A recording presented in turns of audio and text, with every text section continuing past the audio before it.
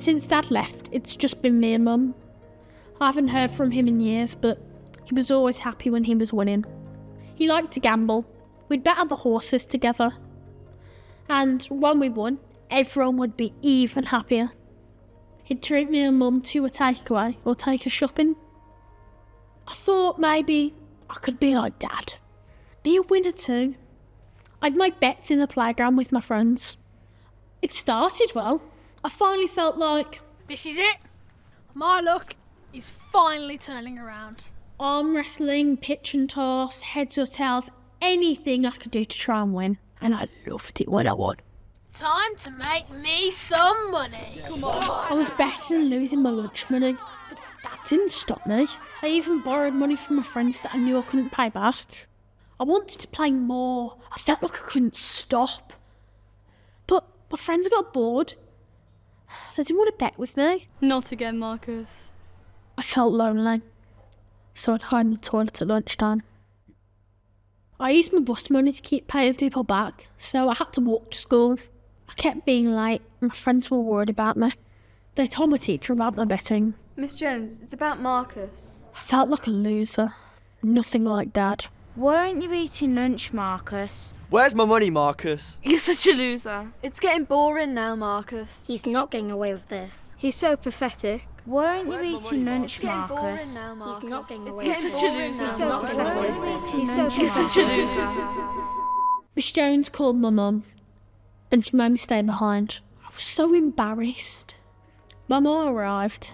She seemed sad, but she said she wanted to help me. I felt so bad. Miss Jones spent a lot of time talking to me and Mum about all the different ways that I could get help. I never knew it could cause me harm. It just felt normal to me.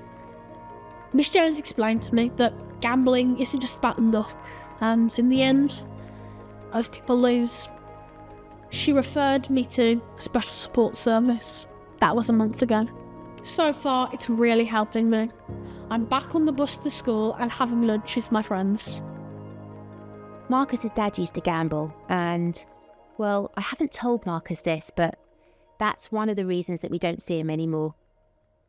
Growing up, Marcus was always quite competitive. Everything would be, I bet you this, or I bet you that.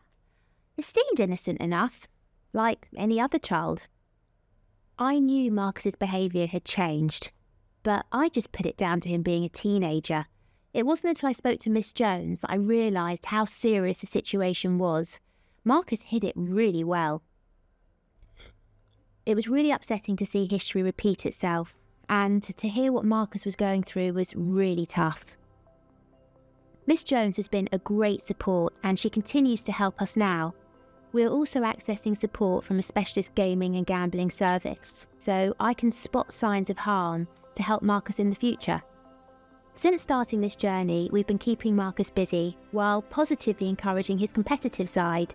So he's recently started playing football for a local club, and he's doing great. Marcus seems happier than ever and now knows we can speak openly about anything. Children are growing up with increased access to technology and opportunities to gamble. And of course, the marketing and the promotion around that adds to the appeal.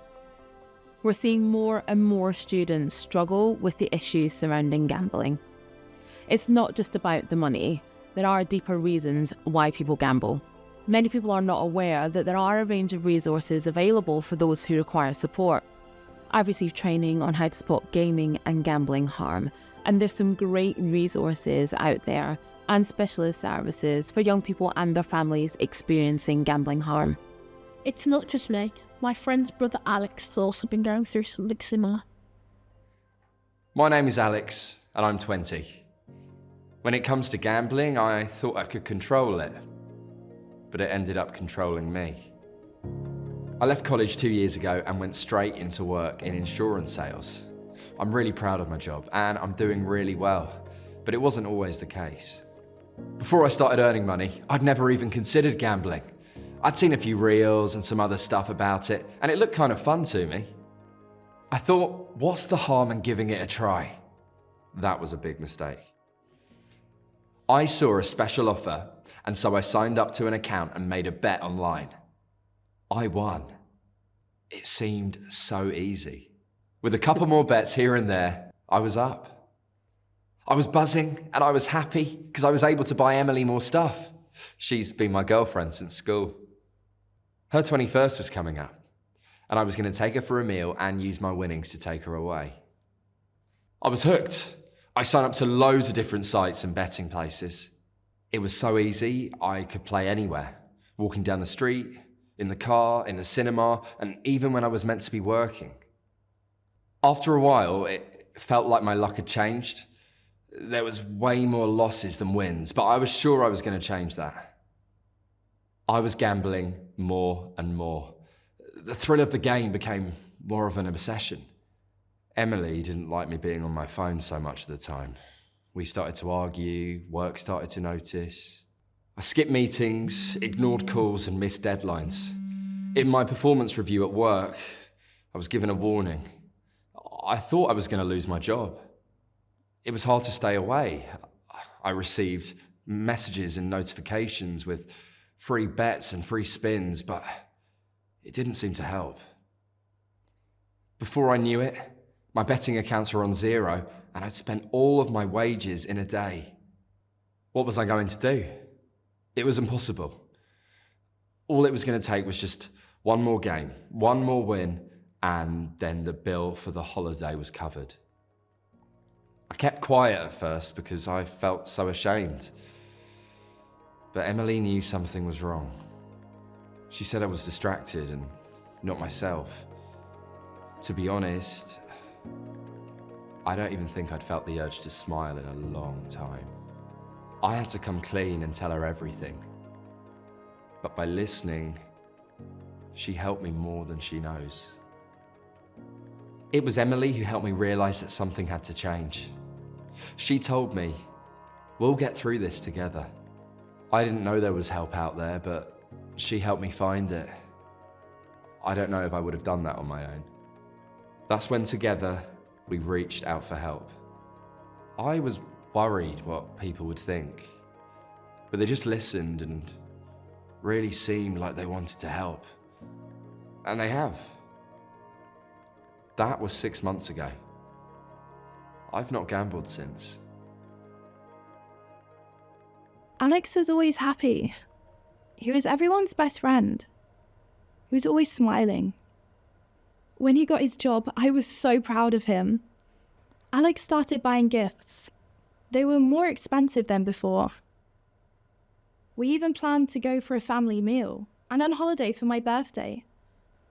As the time for booking our holiday got closer, there were less of those happy moments, and more times where he was just stressed and angry. One day he broke down and told me everything. He'd been gambling and lost his money. There was no holiday. He was in trouble at work and worried what to do. I'm glad he told me, as I was worried and I didn't know what was going on. I even wondered if he still loved me. I wanted to help him. I looked online and realised gambling can impact anyone, and it's more common than I thought. But there seems to be help out there that we didn't know about. Taking that first step was really hard. But he did it. Since he got help, it's like the old Alex is back. Gambling affects young people more than ever. Gambling can affect anyone and those around them. Gambling can affect anyone and those around them. Gambling can affect anyone and those around them. Gambling can affect anyone and those around them. Gambling can affect anyone and those around them.